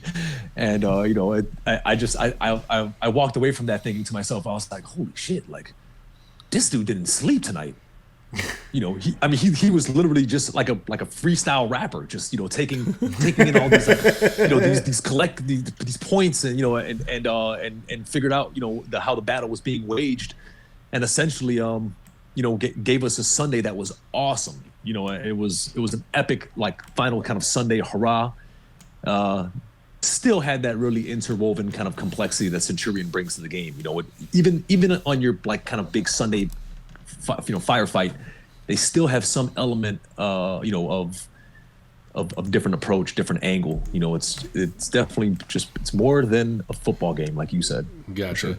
And we're gonna cut to a commercial real quick because we gotta do events because we have to pay the bills. As someone say. But before we do, this is probably gonna be your last chance to vote for the Loadout Battle face-off, which has been going on in the chat this whole time. People, I mean, it went one way and it's kind of holding there, but I'm not gonna reveal anything. We're at a 2% difference here, so your vote matters right now. It does. We're talking percentage points at this point. So, Rootiment Arms. Just to recap what we'll be talking about, an innovative airsoft accessory company that grew out of an idea for a product to meet a need at an event run by a different company. I mean, the synergy there to allow that growth in this industry is really, really good. One more guy that seems we brought on who basically went, that can't be that hard, and then went and did it. Exactly. I mean, we seem to have it's a whole series of guys who are like, they don't make what I want, or it's too expensive, so I can do that. I have to respect you, Turk, because I get so many. I go to an event, I get so many suggestions. Oh, you guys should do this. You guys should do that. You guys. A lot of people don't understand, manufacturing, molding. Sure. All the, everything, that goes into. Snap your fingers and it shows up from China. I know, right? Come up with the idea and then. But you've got that beautiful, airsoft genius mind where what, I can do this based on your experience, and you actually I'm going to put my money where my mouth is, and I'm going to make it happen. And I commend you for that. High five. Thank you. High fives. Thumbs up. Give him a thumbs up in the chat, please, for taking that risk, everybody. Because it's scary. It is. But we're going to cut to a quick commercial break, and Javier and Turk are going to come back and help us with events. Oh, yes. So don't go away. Man, I think we got up to like 46. We're in the neighborhood. I wasn't actually. Yeah, we were in the neighborhood. I get a little frozen here. I still want to give stuff away. You know? I love giving stuff away. You know, so I'll even sign it. If I sign it, will that make a difference? Like Kaiju Peltas on the side of it. Turk, let me ask you quick. So we're doing this Loadout Battle, and we want to give away like a swag pack and something cool to the winner at the end of the year. If I ask, would you be willing to donate a hit stick and an X-Fog pouch for the bag to whoever the winner is at the end of the year? Oh, dude, totally. And as a matter of fact, it just got spicy. As a matter of fact, we'll throw in our swag sauce Rick and Morty patches. I didn't get to talk about those yet. I'm a huge. I'm gonna nerd out here real quick. I'm a huge Rick and Morty fan. My wife is a huge Rick and Morty fan. Me too. And I know every episode by heart. We are literally sitting waiting for like the fuck you drop when they put the first episode out. Remember they did last year where they gave us the April Fool's episode, and then we had to wait like 6 months for the season. I am so. I want one. Where can I get those, man? Like, how can I adorn myself? You have to come to LaContra. Dude, on our website, RootImentArms.com. Come to LaContra. I want one in person. Can I come get one from you in person at LaContra? Of course, yeah. Awesome, dude. Absolutely. You're the shit. I will, save me one, please. Save me one. Absolutely. And they are, so just so that guys know, they're limited edition. There really are, in fact, only 500. And we're I mean, you're okay. We're not sold out just there's quite yet. There's 4.99 because I called one. It's not to create a panic frenzy. Now. I called one of them, so there's only 4.99 left, guys. All right, we're going to cut to a quick commercial. We'll be right back with events. Hi, this is Virgil from Historic Blast Camp Paintball and Airsoft, and you're watching the Valken Debrief. Be sure to check out the Valken Tactical Kilo Gloves. Each glove is equipped with stretch mesh fabric and Velcro wrist closures. They come with silicone grips in those high contact areas and are touch screen friendly. These gloves are ultra lightweight and have soft gel padded knuckles to protect your hands against BB strikes. So no matter what kind of playing conditions you encounter, the Valken Tactical Kilo Gloves are the right fit for you.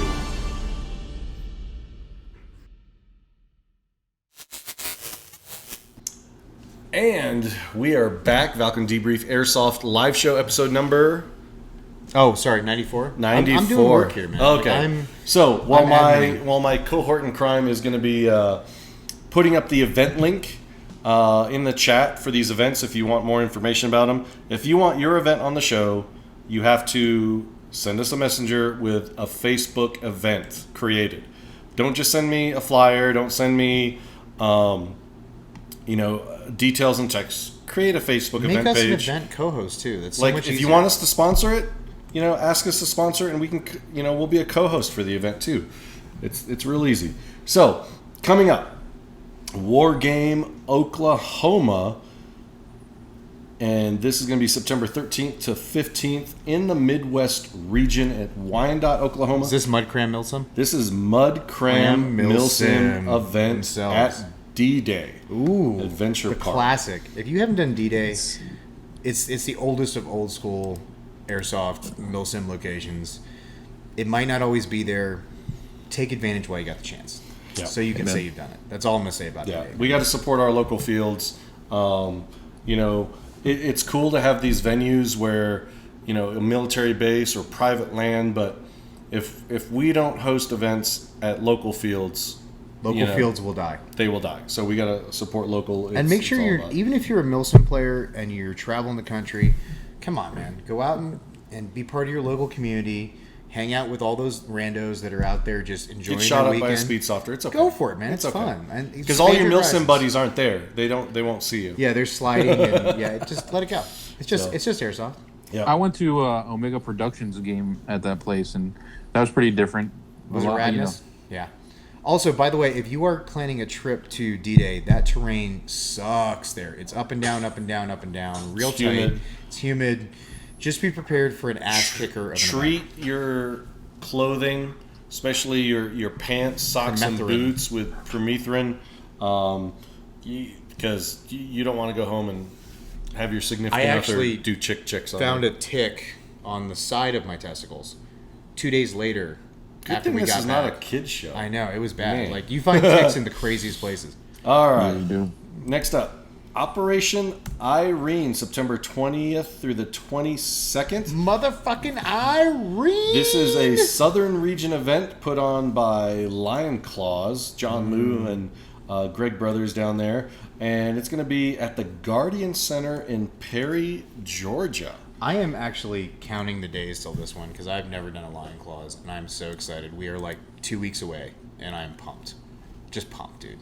Incredibly pumped. Oh, and I'm going to catch all your shenanigans on camera, too. Oh, dude. Hopefully I get a good rip when I take a knee somewhere so you can catch all of that Peltas goodness flowing out of my pants. You know what I mean? Like, oh, my goodness. And just enjoy all of it. You'll love it. There really is nothing like the Guardian Center anyway. Oh, I'm super stoked. Like, I've seen videos. I've heard stories. I'm excited. There are some very significant challenges the way the buildings and the streets are laid out. This is, if you are not innovative in your maneuvering abilities, you can get locked down quick, and then it just becomes miserable. I know this is ridiculous, but would a tactical ladder be beneficial? I'd have to check the rules on that, but I know the heights. There's second stories in the Guardian Center you can get into. No, ladders. It's just, it's not the typical, I can run from this building to that building. Copy. Gotcha. When you have, no joke, 3-level buildings, you running across from building A to building B, you can be seen and reached by buildings 200 feet down the street on the 3rd floor. Wow. There's all kind of, you gotta pay attention. You can't just be horizontal. You gotta look vertical because it will jack you up. Well, it's not my first Lion Claw, but it's my first time at the Guardian Center, so I'm stoked. You're gonna be there? You're gonna be there? Oh, yeah. Oh, why didn't you say that, homie? Oh, brother, I'm booked, man. I'm booked with Centurion. Are you playing which faction? Are you playing Tan or Green? For Irene. For Irene, we're going green.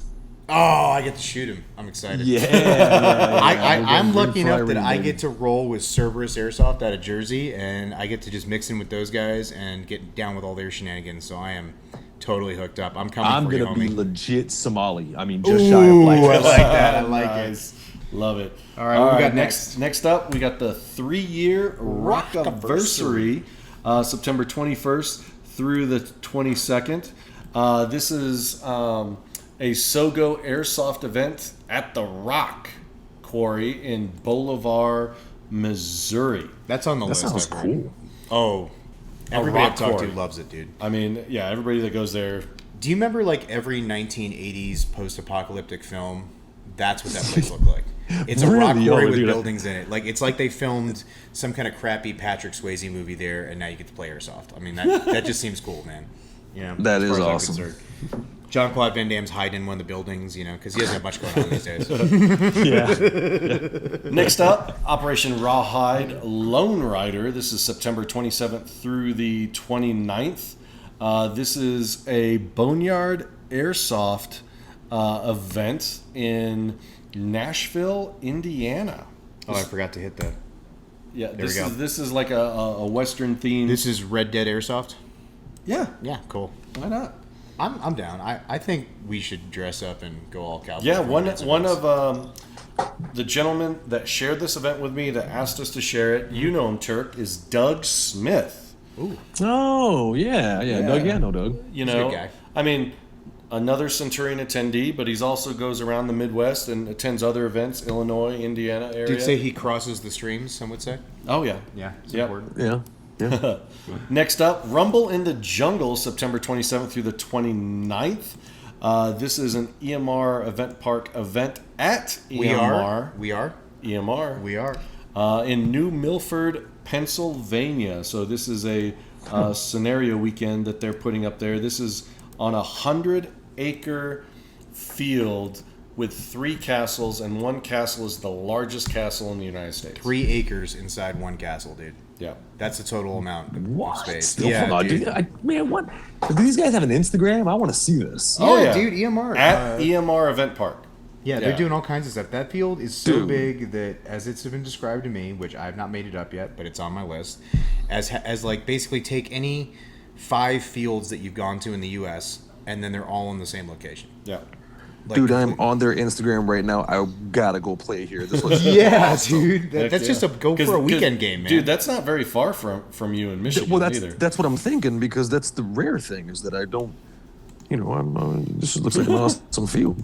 Well, not only that, but they got bunkhouses. So if you're traveling, they got a place for you to stay on site. You can rent a bunkhouse that's got electricity, where it's just basically electricity and bunks where you're out of the elements. But they also have legit. They have campsites, they have RV sites. That's awesome. Consider it done. I'm going. Dude, we're marketing for EMR already. I know, right? We're great. Next up is the Lion Claws Tactical Challenge, September 28th. This is in the Mojave Desert at Edwards Air Force Base at the Airplane Graveyard. This is a special event where all the companies that support Lion Claws get to send a team to compete head-to-head in a kind of like a round-robin Milsim scenario event where there's multiple scenarios. Just a question, but who's the returning champion for that event? Oh, the returning champion is the Disposable Heroes. Disposable Heroes, boys! Disposable High Heroes. five! They're going for their repeat. That's 2 in a row, crushing it. High five, guys. Good job. Where are Disposable Heroes based out of? California. I thought LA so. people. Yeah, Southern California. Yeah. So I've seen their... up next, the following in October 19th, we've got Airsoft Con 2019, October 19th. It is EVIC's anniversary event in Alhambra, California, at their headquarters. You skipped one. I did. It's supposed to be Faluda Gap right now. Oh, okay. Let me go back. Let me go back. Sorry. I'm sorry. I have the right one in the chat. There we go. Faluda. Oh, yeah. How can I forget that? Because I'm flying to You that. love Faluda. I do love Fulda Gap. So, Command Decisions War Game Center in Taylorsville, North Carolina, October 11th through the 13th. This is probably one of the, because they do Fulda Gap Airsoft, they do Fulda Gap Paintball, one of the largest events. 600 to 800 players come from all over the region. I heard some little birds said something in my ear that there's some tanks that show up today. Oh, they're airsoft tanks. Oh, that's cool. There are actually technicals rolling around that have Nerf turrets built in on them. That's worth just coming to watch. Like, who cares if you're playing? Just watch that shit and just, that's cool. It totally is. And I'm going to be there with Andy Potter from Valken, and we're going to be with Stampede Airsoft, Shelly and Troy. We're going to be setting up a Valken booth. We're going to be having a barbecue. Ooh, I heard about that. Yeah, Tasty stuff. Alliance barbecue. I heard Andy's burgers are, like something that's worth going out of your way for. No, it's more than burgers. It's all of Andy's meat. You can't beat Andy's meat. Everybody loves Andy's meat. You can't beat Potter's meat. Nope, Okay, not at all. All right. Now we can do Airsoft Now we can do Airsoft Con. So this is like last year they had 4,000 attendees in a single day. That's crazy. Oh no, that's crazy. It's crazy. I mean, it's EVIC's anniversary event. He goes all out. He brings in a lot of airsoft personalities, a lot of YouTubers, a lot of bloggers. He puts a lot of stuff on doorbuster deals to say thank you to all his customers. I heard they had skydivers last time. They did. And like smoke. Wow. There's a Q&A with your celebrities if you want to see that. Yeah. There's a shooting competition where you can win like $1,000. Can we enter that? There was a costume contest last year. Is there a costume contest? Yeah. Oh. Also, there's going to be these two guys hanging out at the Valken booth. Want to come say hi? What two guys? These two guys right here. Oh, us. Us two guys right here. Oh, at the okay. Valken booth. Yeah. And actually, more importantly, you can see Disposable Heroes. They'll be there hanging out. Yeah, too. Disposable Heroes. Those guys are rad guys. You haven't met them. That same weekend is Operation Starburst, Third Coast Airsoft, October 18th through the 20th in Fort Hood, Texas, in the southern region. So if you're nowhere near the Pacific region for Airsoft Con, make your way down there. This is where you need to be. Third Coast Airsoft. They've been a great supporter of Centurion. Centurion's been a supporter of Third Coast. I love it when airsoft hosts cross promote and support each other. I actually got to meet. Sorry if I pronounce his first name. Salvador. Yeah, I always pronounce it Sal. Z Monster. I got to meet him, and he is. And did you meet Pope? I did not. I only got to meet Sal. Oh, dude, you got to meet Pope. But I have to say, if Sal is actually a character in the Centurion storyline. Oh, is he really? Did you just give something away just now? No, he was in a previous event. Okay, cool. Just making sure. Yeah. Make sure. But that character can always make a return. Yep. Come back from the dead. Oh, and yes. Well, I'm gonna do a callback to Sal. Just okay. Just do a callback to Sal. Yep. Okay. So, but I got to meet those guys. They are, or Sal at least, they are genuinely warm and welcoming guys. They are interested just as much as all the other promoters that we talk about in making you have a weekend that you will remember. So check that out. They love pushing it to the extreme down there. They got helicopters and artillery and I think a space shuttle at one point. They go all out, man. He's got all kinds of contacts. Next up, October 25th through the 27th in Pitcher, Oklahoma. What is it? Oh, did I miss it? La Contra, baby. Oh, you guys. Oh, hold on. Let's try this again. Oh my gosh. So, Pitcher, Oklahoma. What's going on there? Is Javier saying it or am I saying it? Oh my God, you guys both. You guys are terrible at this. It's almost like they're not broadcasting professionals. I know, right? I know. We tried. Hey, if I'm on cue, baby, you already know. End of October, Centurion Combat Simulation, La Contra. I mean, you got to experience it. What side you playing for, homie? I always play for Ferris or Feb. Feb? Yeah. I mean, are we playing? It's so ingrained, right, that it's almost hard to switch. I feel like so Javier, it's interesting because Chris is looking at me and asking me if we're playing, and I'm looking at him and I'm gonna tell him I cannot tell you. Okay. Well, you don't play, you experience. So yes. Let me put it this: if you guys don't understand, any new audience, Bob thinks it's funny just to surprise me. No. And just it's not. It's not that. No, okay. He's not holding out on you. So I just got to keep an open mind. He's holding out on you because, I'm like, it's like Fight Club. You don't talk about it until you. Yeah. Okay. I mean, do I need to bring an airsoft gun with me? I mean, can I tell with him what happened to me at the end of Pathfinder? Because he won't talk about this. It's a known fact of what happened to you. Yeah, I was there was an assassination attempt on me. I was the commandante of the FEB, and there was an assassination attempt on me. Was it successful? I cannot say. Oh, yeah, this is like a cliffhanger type thing. You can't for say the next anything about episode. who or what or that. Yeah, I get you. Yep. We're here. So he's enjoying the hell out of this, ladies and gentlemen. So just enjoying it. He loves holding this shit over my head. Loves that shit. Oh my gosh! Did you cut and paste the La Contra? Yeah, the chat already surpassed me a while ago. The chat's getting chatty. All right, and tickets are still for sale. How much are tickets, Javier? Right now they are $160, but if guys want to save money, they got to get in on it before the end of the month because the prices will obviously go up again. Right. So and there's also is there a discount if they have 9 or more as a team? There's 3 different discount options. There's the team discount if you got 9 or more guys, so you get a roster together, sign up together as a team. There is the driver discount, which we offer to anybody that drives a technical or a troop transport. It's not like at other events where all you're doing is driving around and your good gunner's doing all the work. Your driver is going to get out and he's just a half step behind everybody else. Yep. And then the third way is the 1+1 program. So if you're a veteran, you can sponsor a veteran that's never played airsoft, and their first game is on us. Oh, I didn't do which I've done on a number of occasions. Oh, so you guys are, and just a quick note on that. How does that actually work? Are you guys just kind of bringing trying to get random veterans into the sport, or is there a program that you guys are working with to do recovery or something, or like Veterans for Airsoft? How does that work for you guys? We've obviously teamed up with Veterans for Airsoft because they're big on it. So they funnel guys through our program, and then we have other guys that have participated that are veterans, and they're like, "Hey, I got my buddy, this and that," and I'm like, "Okay, bring him in. If you need help equipping him, we've all been playing long enough that we can throw gear together and equip somebody if we have to." Right. Okay, so basically, if I have a veteran who needs something to do with his weekend, I can get him a ticket, show up, and you guys take care of the rest? You can. The way you would do it is you obviously sponsor him. He's vetted, and then as long as he's got his own, basically he needs his own camping gear. when it comes to combat equipment, we can take care of that easily. Oh, cool. So if you guys got a veteran friend out there who hasn't been in the sport, I know I actually still have some friends who are interested. They still are kind of not making that leap from, you know what I mean? Some of the reputation the sport has.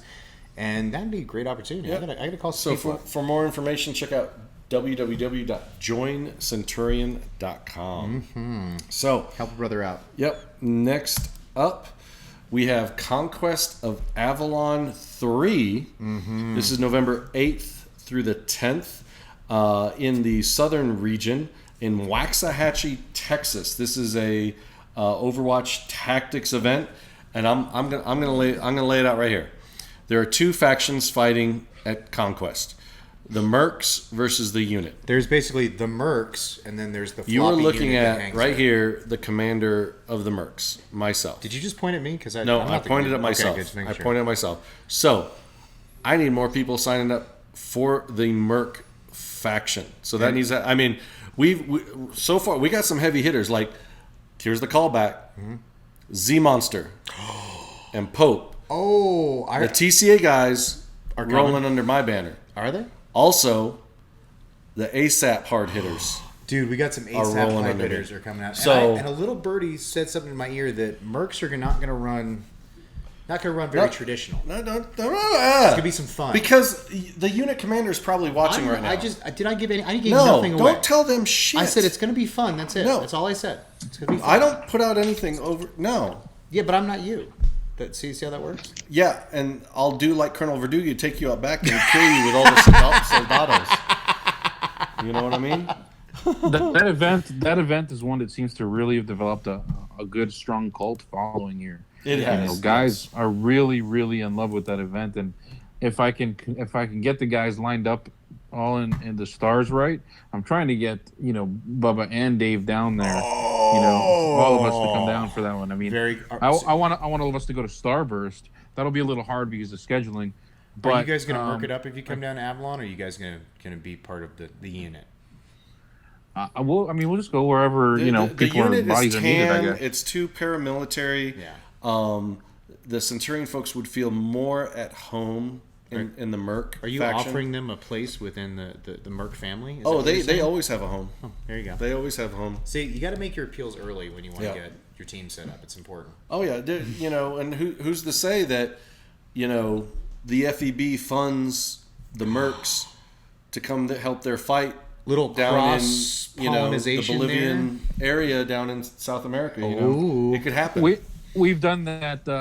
Colonel Verdugo has actually been to a Lion Claws event. Oh, dude, it was awesome. As Colonel Verdugo for the weekend. Ooh. Yeah. Cool. Nobody had. Half of the people looked at him like they thought it's like there's a nut here. Somebody literally from the crazy house has been released and is playing here because he's obviously not going by the march of anybody else's beat at that point. He's on a tangent as the character 100% all weekend. Just gone down the hole and he's not coming back out. Oh, that sounds great. And guys don't know most of the guys there didn't know Centurion, so they're like, "What the fuck is he doing?" And that's the thing. In Airsoft, there's not very many people that can stay in character 100% from the time you get out of your car till the time you drive off the AO. Colonel Verdugo is the real deal. He's the reveal. Any information? He's the real deal. Doesn't anybody know what's going on? Ooh, that sounds fun. Excited. Soto said it. Colonel Verdugo has a spot on the Mercs if he can make it. That's what I'm talking about, Soto. Oh, Soto, you are my big teddy bear. Hit me down the park. I was trying not to knock anything over. Just be careful. Be careful what you're asking for when you're asking to open that Pandora's box. I like Pandora's box. It's where I kind of live my life at this point. Soto and Cookie were at Pathfinder. Were they? They were being sneaky, or were they subtle, or were they? No, Soto was in leadership. Ooh. Yeah, Soto was in leadership. Yeah. Soto, Turk, Doug Smith were the PLs. Oh, way cool. Yeah. Small world. Yep. So, all right, dude, Javier, Turk, thank you so much for joining us tonight. We really appreciate it, man. You gave up 2 hours of your night just to talk to us. That means a lot, buddy. Heck yeah. And, it's a small world. It's like We'll see each other at Centurion events. We'll see each other at Lion Claws. We'll see each other at Overwatch Tactics. And that's what it is. That's what it's about, a community. Turk will be seeing down my barrel, though. That's how he'll be seeing me. That's an Irene. Okay. So, Turk, I'll be running around. Play nice. I'll be at Irene as a combat camera, dressed up as press. So I'll be floating around getting footage of everybody. But to you viewers, thank you for watching. We almost got to 50. We got in the high 40s. Right there. We were right there. We're cresting. We're crowning, some would say. Whether you are watching on Facebook Live, YouTube, or listening onto SoundCloud, we appreciate everyone's support. Don't forget, if you're not a member of the Alliance, join that shit. Join the now. best pyramid scheme in Airsoft. See, because you just sign up 2 more people, and they sign up 2 people, and then it pays for itself. It's called multi-level marketing. That's how we have to say it. Oh, okay. It's not a pyramid scheme. We're going to cover it with fancy words. So, Rudiment Arms, if you haven't checked them out, get to that website. RudimentArms.com. Centurion Milsim, if you haven't checked them out, you are a huge loser, and you need to do that right now. Then you're sleeping. And last but not least, our big sponsor, Enola Gay. Enola Gay. Enola Gay. EG. Honestly, I had some big news about Enola Gay. Did Chris tell you about this? What was the big news about EG? The big news is that EG has won an award. They are officially the smokiest smoke grenade by Smoke Grenade Magazine. It's official. It's out there. I mean, it's a self-published Dude, small I got magazine. an advertisement to subscribe to that magazine. Did you really? Yeah, I'll smoke one of that. Yeah, there you go. So congrats to Enola Gay. Keep up winning those awards. We love you guys. Thanks again, guys, for joining us, and we really appreciate it. So you guys have a wonderful night. Thanks for watching out there. We will be back next week. Myself and Peltast will be giving an AAR of Copperhead 5. And then a little special treat in there. A little special treat. We're not going to tell you. Well, we've been already talking about it. Have we been talking about it? Yeah. So we recorded a segment of Cooking with Cookie. Brad Below, call sign Cookie. He's making vaginas. in there. But so many special guests. After this show, which is about to start in about 4 minutes, if you head on over to ASAP Podcast on Facebook, stop watching us. Go right. They're gonna the 5 of those crew are gonna give their unfiltered, unadulterated AAR of Copperhead 5. Punk, Cole, Corey, Derek, Corey's biceps, and Carl. So. Be sure to check those out and check out Guerrilla Airsoft Radio podcast, the longest running Airsoft podcast. The OG podcast. That's right. Thank you so much, guys, for watching. We love you all. See you guys out there. Keep pew-pewing. Call your damn hits. Anything you want to say before we go? For real. Dude, you're going to make a tagline for outro, aren't you? I'm working on it, dude. Like, I'm always working here. Anything you get to add to that? Nope. All right. See you next time, guys. Laters. Thanks, guys.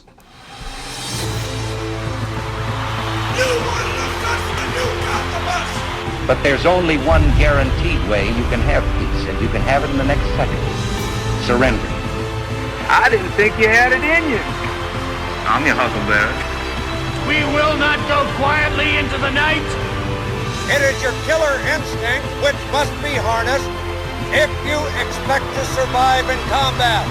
You want answers? I think I'm entitled. You want answers? I want the truth! You can't handle the truth! It's about how hard you can get hit and keep moving forward. They will be met with fire and fury like the world has never seen. Remember this day, man, or it will be yours for all time. What keeps you awake at night? Nothing. I keep other people awake at night. Oh my gosh. Wait. Dude, Everybody, we forgot to announce the winner of the Loadout Battle. Do we have a winner? Yes, we do. Or is it just a dead tie? 80% voted for Dylan Frederick, callsign Tactical Moose. I wanted the underdog to win on this one. I do not like a champion. All right, guys. So that's are we 3 weeks in a row now? Yep. I'm putting the challenge out there. Man, anybody 3 weeks. still watching, man, get me your loadouts. Get your friends with the good loadouts. Get rid of this guy. I'm tired of seeing his shit. I'm tired of seeing his shit. Get rid of him. Yes. Get me some loadouts now. Good job, Dylan. Peace out.